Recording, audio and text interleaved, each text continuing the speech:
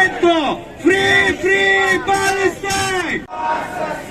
Biden assassino!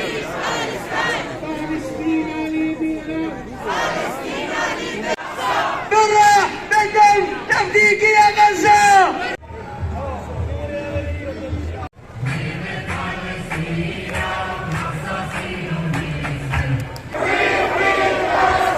Palestina libera! Una famiglia, ma non li trovano! Noi vogliamo dire Palestina libera! Palestina libera! Free Free Palestine! Free, free Palestine!